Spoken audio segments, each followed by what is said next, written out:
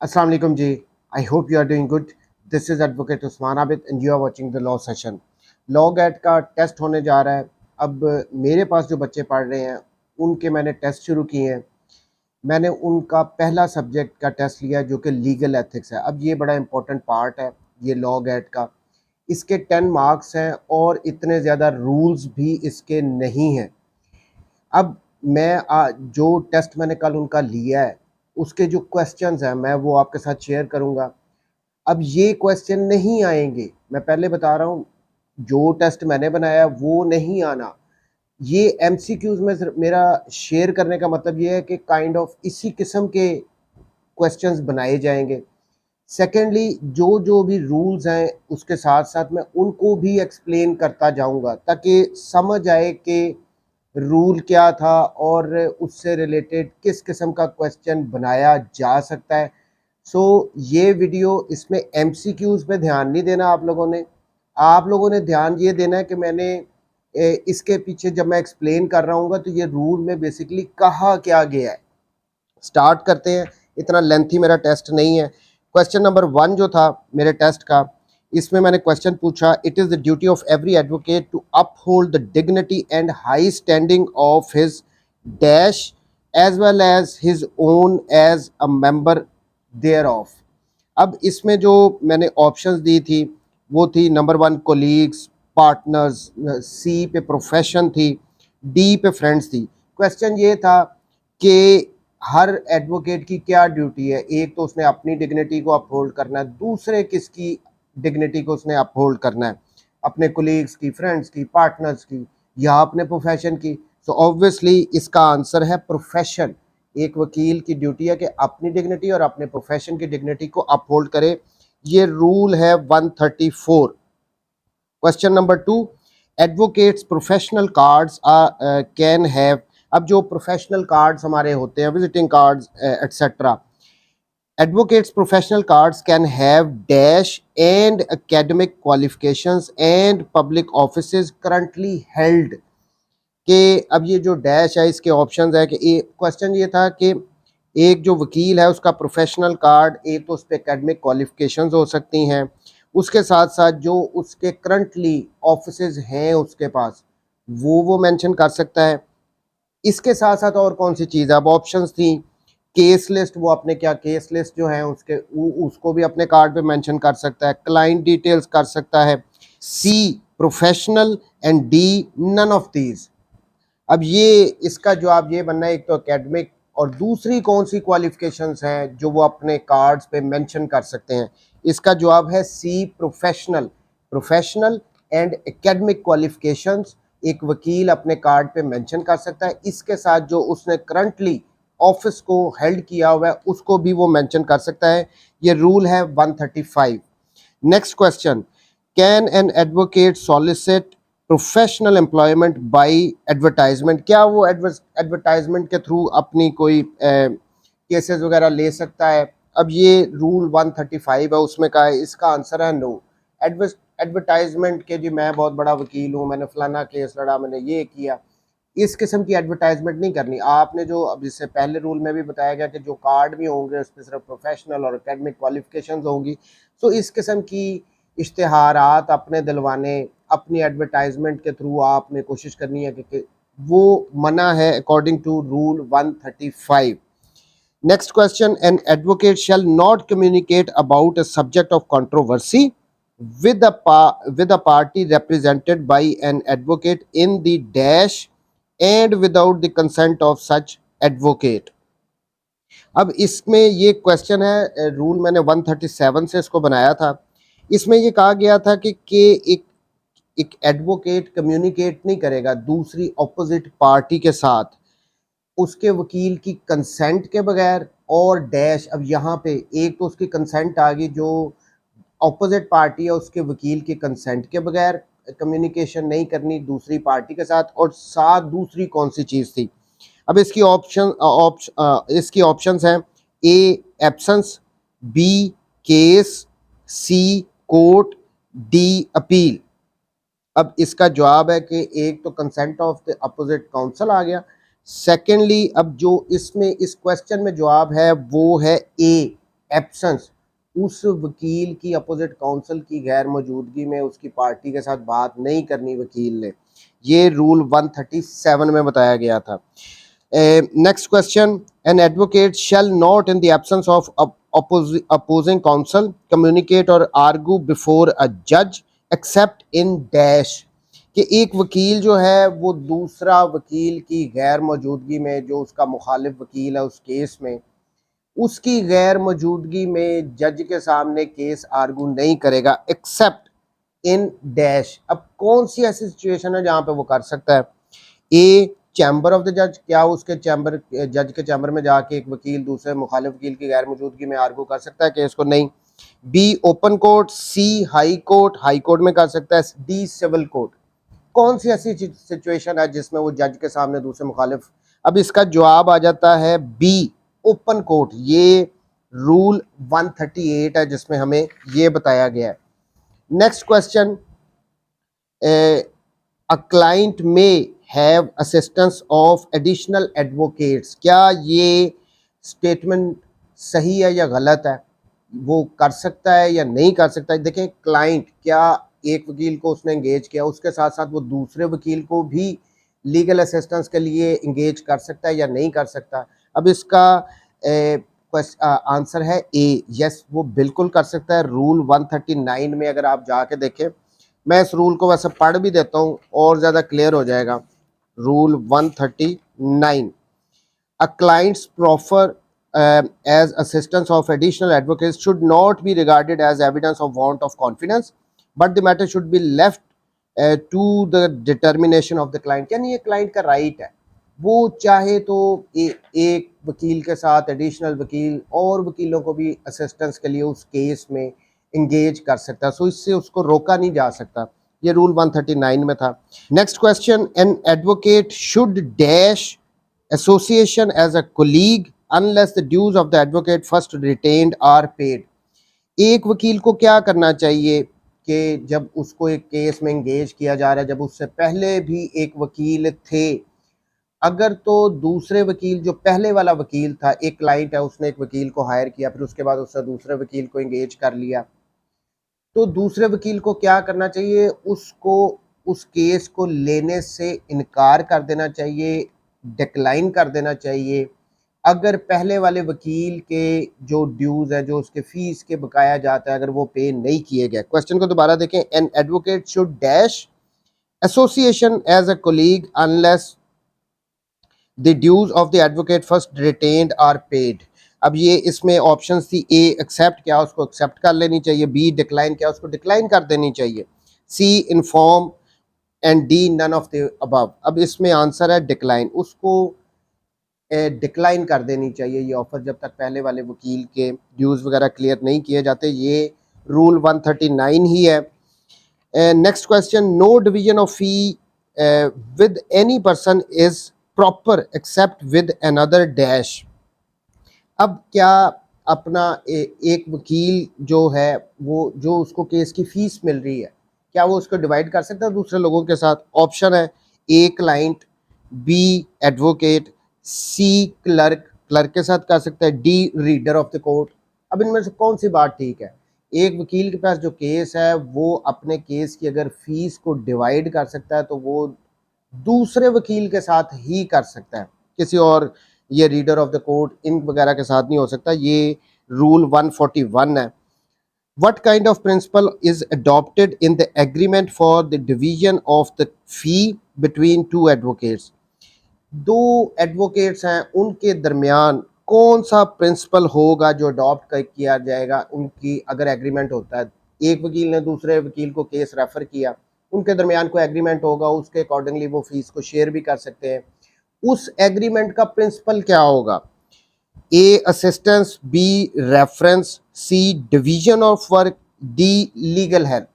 इसमें जो सही आंसर है वह सी है, डिवीजन ऑफ वर्क, कि वो वर्क को डिवाइड करने का एक एग्रीमेंट करेंगे, उसी के बाद जब मिलके केस को कर सकते हैं, जो रेफर वगैरह होते हैं। ये भी रूल 141 ही है।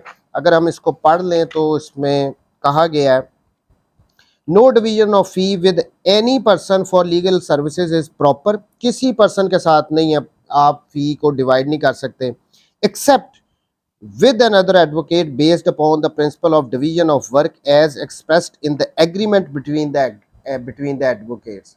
तो उनके दरमियान अगर एक वकील दूसरे को रेफर कर रहा है कि फीस डिवाइड भी होनी है, उसके साथ वो की जा सकती है, और उनके दरमियान जो एग्रीमेंट होगा वो ये होगा डिवीजन ऑफ वर्क का, कि इस केस में कौन सा वकील क्या काम करेगा। फॉर इंस्टेंस एक ड्राफ्टिंग कर रहा है, दूसरा आर्गू कर रहा है, एक दोनों किस किस डेट पे पेश होंगे। सो ये सारा डिवीजन ऑफ वर्क उस केस से रिलेटेड उन वकला ने करना है। सो ये रूल 141 था। Next question, who are litigants. बड़ा सिंपल सा क्वेश्चन है कि लिटिगेंट्स कौन होते हैं। ऑप्शन है एडवोकेट्स, बी क्लाइंट्स होते हैं, D A and B both. क्या ये दोनों होते हैं, एडवोकेट और क्लाइंट ये दोनों ही लिटिगेंट्स होते हैं। नन ऑफ देम, उनमें से कोई भी नहीं होता। अब इसका सही आंसर है बी, क्लाइंट्स वो लिटिगेंट्स होते हैं, एडवोकेट्स लिटिगेंट्स नहीं होते। ये भी रूल 140 में था। Next question, personal colloquies between advocates should be dash which cause delay and promote wrangling। अच्छा, अब ये इसका मतलब ये है कि ये जो वकला के दरमियान वो समटाइम्स वो उलझ पड़ते हैं, कोई हार्श वर्ड्स का एक्सचेंज हो जाता है, इस किस्म की जो वकला के दरमियान अगर हो जाती हैं, उससे रिलेटेड ये है कि क्या उनके दरमियान इस किस्म की बातों से जिसकी वजह से मैटर डिले हो रहा हो, उनके दरमियान लड़ाई झगड़े तक बात जा रही हो, तो इसको क्या करना चाहिए। अब इसके आंसर्स हैं ए, डन ऑन द स्पॉट, यानी वो जो शुरू हो गया काम उसको फिर पूरा निभाओ, वहीं पे लड़ाई झगड़े तक बात जाती है, मैटर डिले होता है, कोई मैटर नहीं, उस पे जाना चाहिए। पहली option done in the court, क्या ये काम सारे कोर्ट में आपको अलाउड है, आप कर सकते हो। सी ऑप्शन है अवॉइडेड, क्या इनको अवॉइड किया जाना ज़रूरी है, वकला के दरमियान की ये जो चपलिशेज होती हैं और उनके दरमियान जो इस किस्म के मसले। डी हेल्ड, अब इसका आंसर है अवॉइडेड, इस किस्म के मैटर्स को अवॉइड करना चाहिए, ये रूल 140 में ही है।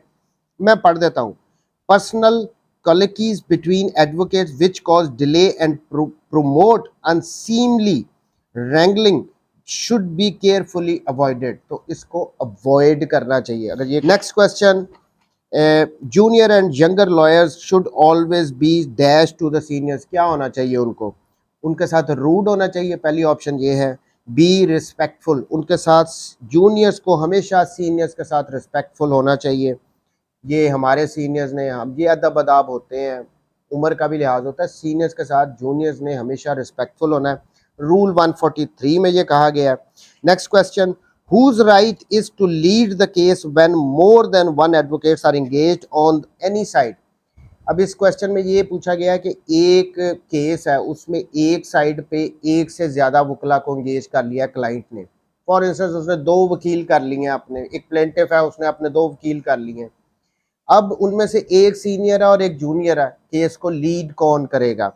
ये इसका आंसर, इसके जो ऑप्शंस है, ए जूनियर, क्या जूनियर केस को लीड करेगा, बी सीनियर, क्या सीनियर केस को लीड करेगा, C both A and B, ये दोनों कर सकते हैं, डी नन ऑफ देम, कोई भी नहीं कर सकता। अब इसका जो सिंपल आंसर है वो बी है, सीनियर, सीनियर ही लीड करते हैं। ये हमारे कुछ अदब अदाब भी हैं वकालत के, जब सीनियर हमारे साथ होते हैं तो वो ही लीड करते हैं केस को। अगर वो हमें अलाउ कर रहे हैं जूनियर को, किसी को, कि आप इसमें कर लें बहस या आप चले इसको, इस मैटर को देख लें, तो एक अलग इशू है, लेकिन जहाँ पे सीनियर जूनियर आ गए तो हमेशा सीनियर केस को लीड करता है।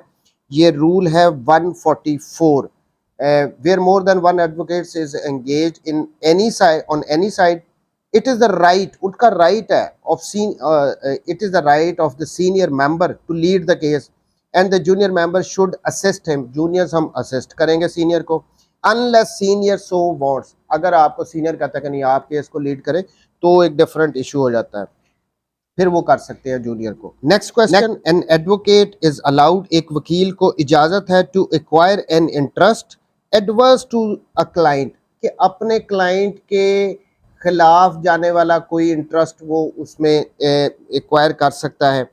In the property involved in the case, जो केस प्रॉपर्टी है उसमें अपने क्लाइंट के इंटरेस्ट के अगेंस्ट कोई इंटरेस्ट एक वकील हासिल कर सकता है, उसको इजाज़त है या नहीं है। ऑप्शन है ए यस, बी नो, तो इसका आंसर है नो। वो जो भी केस, जिस प्रॉपर्टी के रिगार्डिंग केस चल रहा है, उसमें जो उस क्लाइंट के इंटरेस्ट हैं उसके अगेंस्ट कोई भी वकील कोई अपने लिए इंटरेस्ट वगैरह उसके उसके इंटरेस्ट के अगेंस्ट किसी किस्म के कोई अपने या किसी किस्म के भी इंटरेस्ट को वो एक्वायर नहीं कर सकता।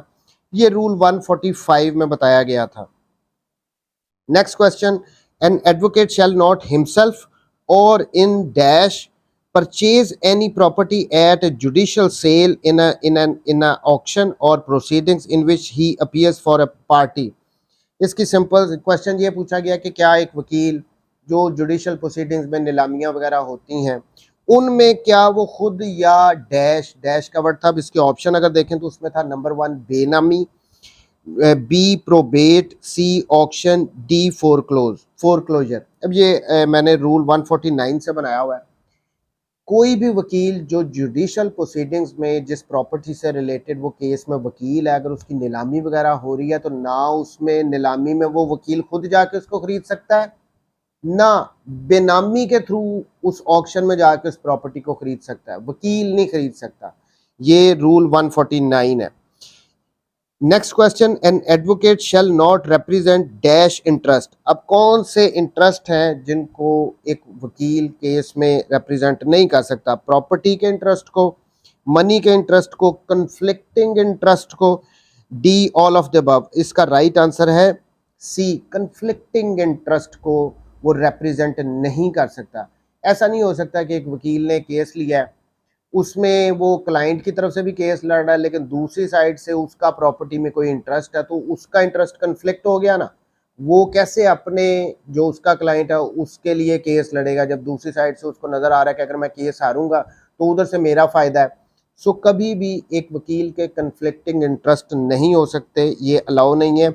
ये रूल 148 था। Next question, whether an advocate commingle, क्या एक वकील जमा कर सकता है the property of his client with his own. उसकी जो भी क्लाइंट की प्रॉपर्टी है, जो केस जिससे रिलेटेड इन्वॉल्व है, उसको अपने साथ अपनी प्रॉपर्टी के साथ जमा कर सकता है। अब इसके आंसर है यस नो, तो नहीं, वो बिल्कुल नहीं कर सकता। ये रूल 150 में बताया गया। Next question, an advocate can take the whole or any part of the property of the case for which he was engaged as bounty, reward or in lieu of his remuneration। वो ये कह रहे हैं कि क्या एक वकील जो एक केस की प्रॉपर्टी है जिससे रिलेटेड वो केस लड़ रहा है उसमें से कोई शेयर एज बाउंटी अपना रिवॉर्ड के तौर पे, या अगर उसने कोई फीस वगैरह अगर नहीं ली, फीस के ल्यू में बदले में वो ले सकता है, क्या ये उसको अलाउ है? तो इसका आंसर है नो, ये बी फॉल्स, ये फॉल्स स्टेटमेंट है। वो एज अ बाउंटी रिवॉर्ड जो जिस प्रॉपर्टी से रिलेटेड वो केस लड़ रहा था वो नहीं ले सकता, उसका कोई शेयर भी नहीं ले सकता। ये रूल 149 है। Next question, an advocate dash accept employment without first disclosing his relation if any with opposite party। क्या एक वकील उसके पास अगर कोई क्लाइंट आया है तो वो अगर दूसरी पार्टी जिसके अगेंस्ट वो ये केस है, क्या उस क्लाइंट को ये बताए बगैर कि मेरा उस पार्टी के साथ भाई ये रिलेशन है, अगर कोई उस वकील का है, ये डिस्क्लोज किए बगैर क्या वो ये केस ले सकता है? नहीं ले सकता। देखें, वो कन्फ्लिक्टिंग इंटरेस्ट आ जाएंगे। मेरे पास एक क्लाइंट आया, उसने आके मुझे कहा ये प्रॉपर्टी है, इससे रिलेटेड आप केस लड़े, जिसके अगेंस्ट वो केस करने जा रहा है वो मेरा कज़न लगता है, ठीक है ना। तो मेरा अगर उसके साथ कोई रिलेशन है दूसरी पार्टी के साथ तो मैं पहले डिस्क्लोज करूंगा उस क्लाइंट को। अगर वो फिर भी मुझे अलाउ कर रहा है then it's a different thing, लेकिन ये डिस्क्लोज करना एक वकील के लिए ज़रूरी है। अब इसकी जो ऑप्शन थी, an advocate dash accept employment, अब इसमें था ए मे, बी शेल, क्या वो कर सकता है, शेल वो करेगा, सी शेल नॉट वो नहीं करेगा, बिल्कुल भी नहीं करेगा, डी ऑलवेज। तो इसमें जो करेक्ट आंसर है शेल नॉट। अब ये मैंडेटरी है कि बिल्कुल नहीं, उसको अलाउ ही नहीं है, वो डिस्क्लोज पहले करेगा। ये रूल था 147। Next question, an advocate can advise the violation of any law in the professional capacity.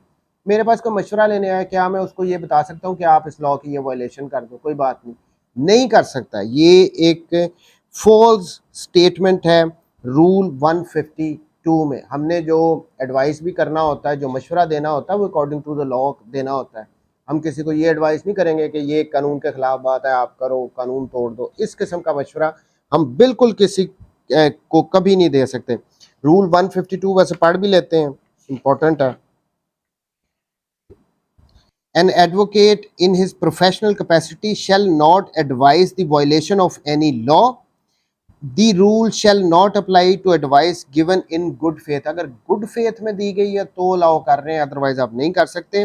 That a law is invalid, कि अगर वो लॉ ही, वो कानून ही इनवैलिड है और आप गुड फेथ में कह रहे हो, फिर अलाउ है, अदरवाइज आप नहीं कर सकते। किसी भी कानून की वायलेशन करने का मशवरा आप किसी को नहीं दे सकते। Next question. The reasonable request of a brother advocate should receive special and kind consideration in fixing fee. क्या ये ट्रू स्टेटमेंट है या फॉल्स स्टेटमेंट है? क्वेश्चन ये था कि क्या एक वकील को अपने किसी ब्रदर वकील की रिक्वेस्ट आए कि किसी केस में फीस फिक्स करने से रिलेटेड, तो क्या केस को कम कर लिया जाए, तो क्या इसको स्पेशल ट्रीटमेंट उसकी रिक्वेस्ट को दी जानी चाहिए या नहीं? तो इसका आंसर है यस, ये ट्रू स्टेटमेंट है। जब भी कोई वकील आपको रिक्वेस्ट करता है कि फ़ीस इतनी ले लो, थोड़ी कम कर दो, तो उसको हमें स्पेशल ट्रीटमेंट देनी चाहिए। सेकेंडली, अगर कोई किसी वकील जिसकी डेथ हो चुकी है, उसके ऑर्फन है या विडोज़ हैं, उनके केसेस में तो फ़ीस वैसे भी नहीं लेनी चाहिए। ये सारी बातें रूल 154 में कहा गया। बहरहाल जो आपका ब्रदर एडवोकेट है, उसकी रिक्वेस्ट को स्पेशल ट्रीटमेंट, फ़ी कंसेशन जितनी भी कहे करनी चाहिए। ये नहीं कि नहीं मैंने पूरी लेनी है, जितनी मैंने कह दिया उतनी फीस लेनी है, उसकी रिक्वेस्ट को ऑनर करना चाहिए। Next question, what needs to consider in determining the case fee. Case की फीस डिटरमिन करते हुए किन बातों को ज़हन में रखना चाहिए? A, difficulty of the question involve, कि कितना मुश्किल केस है या कितना आसान केस है। बी, लेबर, इसमें मेहनत कितनी होगी। डी, सी, इसमें टाइम कितना लगेगा। D, all of them. क्या ये सारी बातों को हमें कंसिडर करना चाहिए जब हम एक केस की फ़ीस तय करने लगे हैं? तो यस, ऑल ऑफ देम। हमें इन सब बातों को, और भी बहुत सारी बातें हैं, अगर आप रूल 154 को देखें तो उसमें कह रहे हैं लेबर, ये वो, कितनी मेहनत लगनी है, केस कितना मुश्किल है, इन सारी बातों का ध्यान रख के अपनी फ़ीस बतानी है। Next question, it is proper for an advocate to assert in arguments his personal belief in client's innocent। क्या इसकी क्वेश्चन ये है कि क्या एक वकील को जब वो आर्गू कर रहा होता है केस को, तो उस दौरान उसको अपनी पर्सनल ओपिनियन को भी बताना चाहिए कोर्ट को कि जी देखें, ये मेरा क्लाइंट बिल्कुल बेगुनाह है, मेरा ये यकीन है, मैं इस बात को अपने पर्सनल बिलीफ को भी क्या उसने आर्गूमेंट्स में लेके आना है। तो ये एक फॉल्स स्टेटमेंट है, रूल 156 में बताया गया है। पर्सनल ओपिनियन नहीं हम देते, हमने एक क्लाइंट का, हम केस आर्गू कर रहे हैं, हम अकॉर्डिंग टू द फैक्ट्स, उसके जो हमारे पास डॉक्यूमेंट्स हैं, हम उसके अकॉर्डिंगली आर्गू करते हैं। हम अपना नहीं बताना शुरू कर देते हैं कि जी मैं अल्लाह की कसम खाता हूँ, ये बड़ा शरीफ आदमी है, ये बेगुनाह है, इस किस्म की बातें हम नहीं करते। तो ये एक फॉल्स स्टेटमेंट है क्वेश्चन में।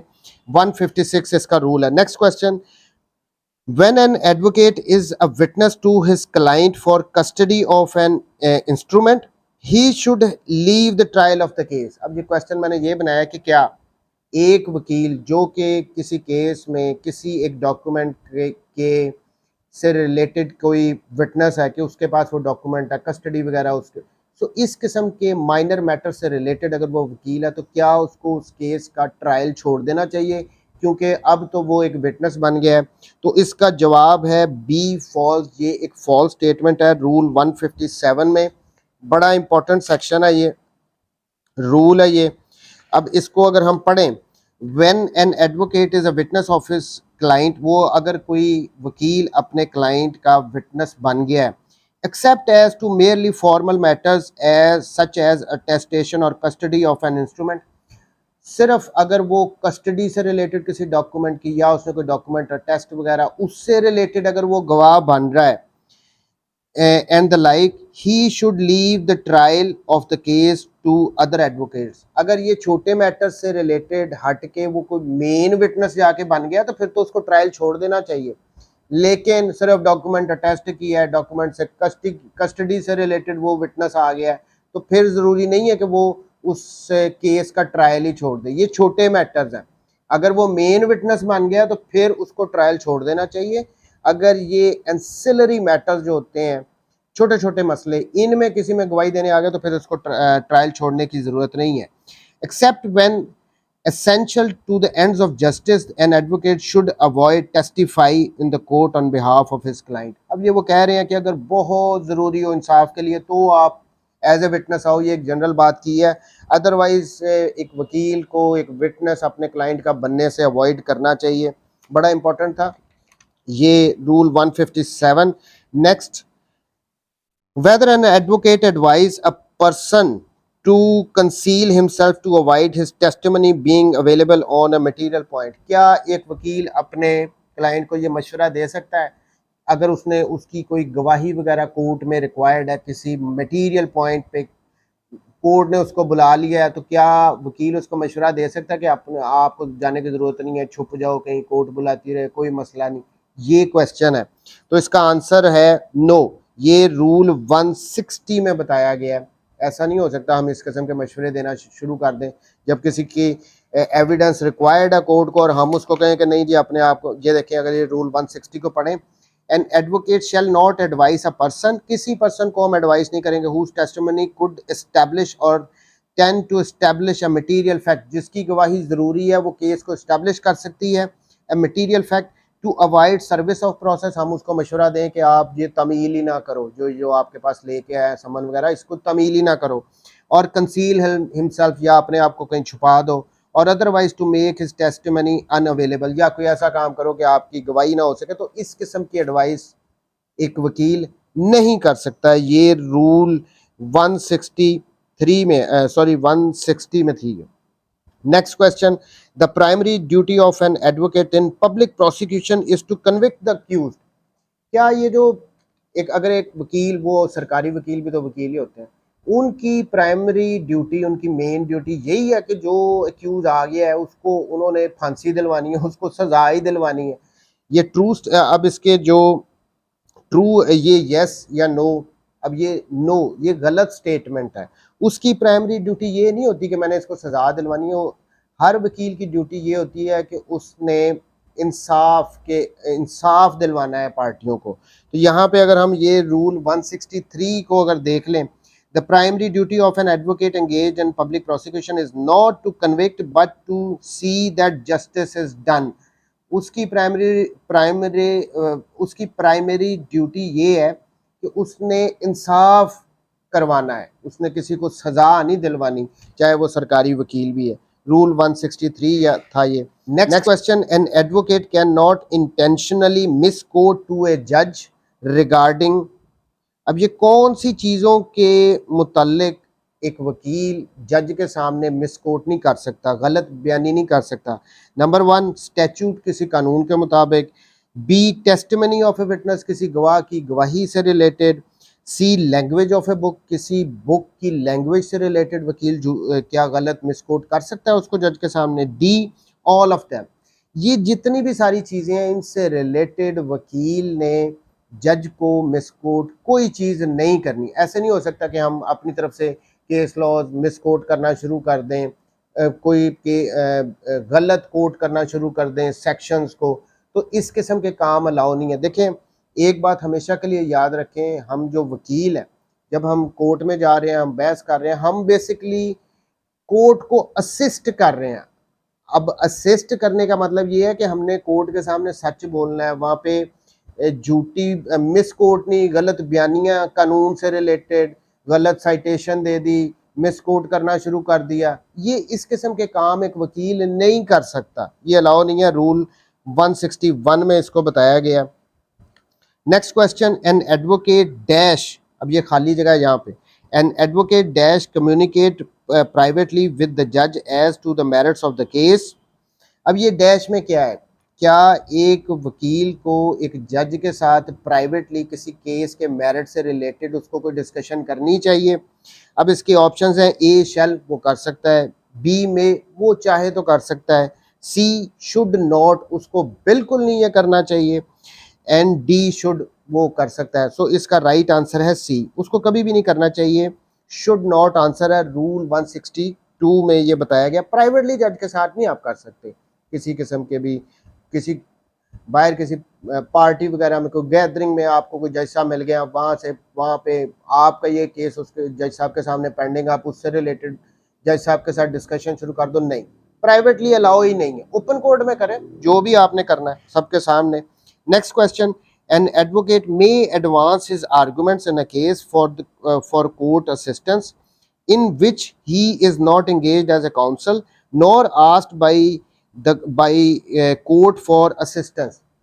अब ये क्वेश्चन है, ये स्टेटमेंट है कि क्या एक वकील एक केस में जिसमें वो किसी पार्टी की तरफ से वकील नहीं है, ना ही कोर्ट ने उसको कहा है कि भाई आप मुझे असिस्ट करो, इससे रिलेटेड कानून बताओ, तो क्या वो जंप इन करके तो वहाँ पे आर्गूमेंट्स दे सकता है? क्या ये सही स्टेटमेंट है या गलत?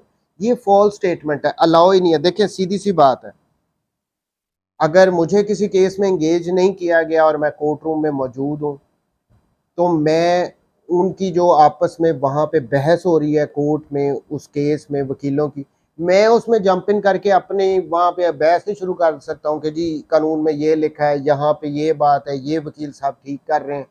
मैं बहस नहीं कर सकता हूँ अनटिल अनलेस मेरा वकालतनामा उस केस में है, I am engaged as a counsel, फिर तो मैं कर सकता हूँ, अदरवाइज नहीं मैं कर सकता हूँ। और दूसरी ऑप्शन ये दूसरी सूरत ये होती है कि समटाइम जज साहब भी, अगर कोई बड़ा कॉम्प्लिकेटेड मैटर है तो जो सीनियर वकील है, जज साहब जिसको मुनासिब समझते हैं उससे पूछ सकते हैं कि भाई आए आपका इसके बारे में क्या ओपिनियन है इस लॉ पॉइंट से रिलेटेड। अगर तो जज साहब पूछ रहे हैं that's a different thing, otherwise खाम खाई जाके बहस नहीं किसी दूसरे केस में शुरू कर देनी, ये अलाउ नहीं है, रूल 167 में ये बताया गया।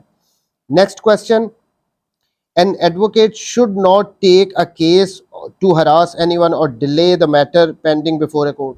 कि किसी भी वकील को क्या एक केस इसलिए लेना चाहिए कि किसी पार्टी को हरास करना है या मैटर को लिंगर ऑन करना है, डिले करना है, पेशियां लेनी है, ये काम उसको करना चाहिए? नहीं करना चाहिए, अलाउड नहीं है।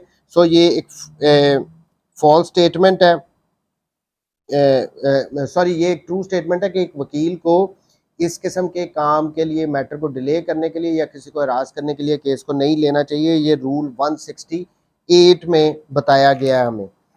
Next question, an advocate dash, अब यहाँ पे भी खाली जगह है, an advocate dash communicate with a public officer in his professional capacity without first disclosing that he is an advocate. जब भी किसी पब्लिक ऑफिसर को आप मिलने जाएंगे, किसी बोर्ड कमेटी वगैरह को, तो वहाँ पे जाके आपने अपना पहला इंट्रोडक्शन करवाना है कि मैं एक वकील हूँ। ये रूल 173 में बताया गया है। इसके जो ऑप्शंस थे, A should, B shall, C may, D shall not. कभी भी पब्लिक ऑफिसर से के पास जाके यहाँ पे इसका आंसर आता है शैल नॉट। आपने उससे कोई कम्युनिकेशन नहीं करनी, पहले आपने जाके उसको बताना है कि मैं एक एडवोकेट हूँ।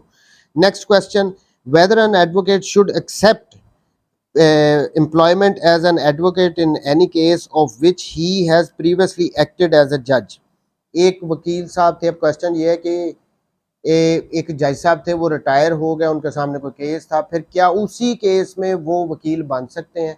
तो इसका आंसर है नो, ऐसे नहीं हो सकता। देखें, एक वकील जब वो जज बन जाए तो जिस केस में वो पहले वकील था उसको, अगर उसके सामने ही वो केस आ जाए तो उसको वो केस नहीं सुनना चाहिए। सेम लाइक अगर एक जज साहब थे, वो रिटायर हो गए हैं, फिर वो वकील बन गया, तो जिसको केस को वो सुन रहे थे उसमें अब वो वकील भी नहीं बन सकते। ये बोथ वेज चलता है। ये रूल 174 था। Next question, what is the size recommended for name plates और डिस्प्ले बोर्ड। ये वकला के जो नेम प्लेट्स होते हैं, जो बोर्ड्स वगैरह होते हैं, इनके लिए क्या साइज रिकमेंडेड है इन रूल्स में? अब ये इसमें ऑप्शंस है 2.5 इंटू 2, 1.5 इंटू 2। अब ये सिंपल सा याद रख लें, ये रूल 174B है, बड़ा इंपॉर्टेंट है, ये साइज पूछ लेते हैं। 1.5 इंटू 2, 1.5 इंटू 2, ये साइज रिकमेंडेड है बोर्ड्स का, नेम प्लेट्स का। अब वो जितनी बड़ी लगती हैं वो एक अलग इशू है, लेकिन रूल्स में ये है 1.5 इंटू 2, ये मैक्सिमम साइज है उस बोर्ड का, उस नेम प्लेट का, जो एक वकील लगा सकता है अपना। Next question, an advocate can use his previous designations on visiting cards. क्या एक वकील अपनी उसकी जो प्रीवियस डेजिग्नेशंस होती हैं क्या वो उसको अपने विजिटिंग कार्ड पे लगा सकता है, ये क्वेश्चन है। बी फॉल्स, ये फॉल्स स्टेटमेंट है। रूल 174 ए में इसको बताया गया, ये इंपॉर्टेंट है। हम विजिटिंग कार्ड्स वगैरह देखते हैं उन पे बड़ा लिखा होता है। ये देखें 174 ए, no advocate will use his previous designations और पोस्ट सच एज रिटायर्ड जज, रिटायर्ड जस्टिस, एक्स जज, retired general, x attorney general, x advocate general, इस किस्म के जो भी आपके कोई डेजिग्नेशंस हैं प्रीवियसली, वो आपने अपने विजिटिंग कार्ड पे, अपनी नेम प्लेट पे, अपने साइन बोर्ड पे, अपने लेटर हेड्स पे आप मेंशन नहीं कर सकते। होते हैं, that's a different story, but allowed नहीं है। रूल 174 ए में क्लियरली ये लिख दिया गया। नेक्स्ट जी क्वेश्चन है, an advocate is allowed to join any other business or government job. क्या एक वकील अपनी प्रैक्टिस के दौरान कोई बिजनेस भी कर सकता है, कोई गवर्नमेंट जॉब भी कर सकता है, कोई प्राइवेट जॉब भी कर सकता है? नहीं कर सकता, ये अलाउ नहीं है। रूल 175 को अगर देख लें उसमें क्लियरली मेंशन है, अगर आप किसी जॉब में है तो आपको अपना वो ये जो वकालत का लाइसेंस है इसको सस्पेंड करवाना पड़ता है, ये रिक्वायरमेंट है। एट द सेम टाइम आप वकालत और कोई बिजनेस या कोई गवर्नमेंट जॉब, कोई प्राइवेट, इस किस्म की अलाउ नहीं है। Next question, what is gross professional misconduct for an advocate? अब मैं ये बात कर रहा हूँ ग्रॉस प्रोफेशनल मिसकंडक्ट कौन से होंगे। अब इसकी ऑप्शन है non observance of the decision of Pakistan bar council, कि पाकिस्तान बार काउंसिल के अगर अहकामात को ना माना जाए तो ये होगी, या B non observance of the canon of professional conduct, या प्रोफेशनल ऑफ कैनन कंडक्ट जो है ये रूल है इनको ना माना जाए। तो अब रूल अगर 175 बी देखें तो उसमें क्लियरली ये मेंशन किया गया है कि non observance of the decisions of Pakistan bar council के जो फैसले हैं उनको अगर नहीं मानोगे तो वो ग्रॉस मिसकंडक्ट माना जाता है। अगर कैनन्स ऑफ प्रोफेशनल कंडक्ट ये जो हम पढ़ रहे हैं इनको आप नहीं मान रहे हो तो इसको प्रोफेशनल कंडक्ट माना जाता है। Gross misconduct Pakistan bar council के फैसलों को ना मानने को कहेंगे। Last question, an advocate may pass ex parte statement as to the facts of a pending case. क्या ये ट्रू स्टेटमेंट है या फॉल्स स्टेटमेंट है?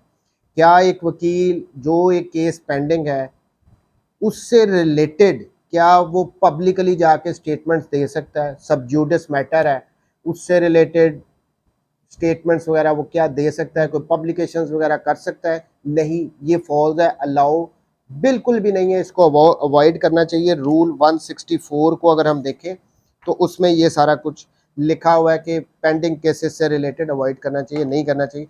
अच्छा, अब ये एमसीक्यूज मैंने ये जो टेस्ट लिया है ये उसके सारे एमसीक्यूज थे, मैंने आपके साथ शेयर कर दिए। इसका मतलब ये नहीं था कि यही क्वेश्चन आने हैं, ये मैंने इसके साथ साथ कोशिश किया कि सारे एक ओवरव्यू भी आपको दे दूं कि ये प्रोफेशनल कंडक्ट वाला, ये लीगल एथिक्स वाला जो पोर्शन है इसमें है क्या। ऑलरेडी मेरी बड़ी डिटेल्ड वीडियो इससे रिलेटेड बन चुकी है, आप डिटेल में वो वीडियो देख सकते हैं। एमसीक्यू सिर्फ हेल्प आउट करने के लिए मैंने यहाँ पे मैं ये वीडियो शेयर कर रहा हूँ। थैंक यू वेरी मच जी, टेक केयर, अल्लाह हाफिज़।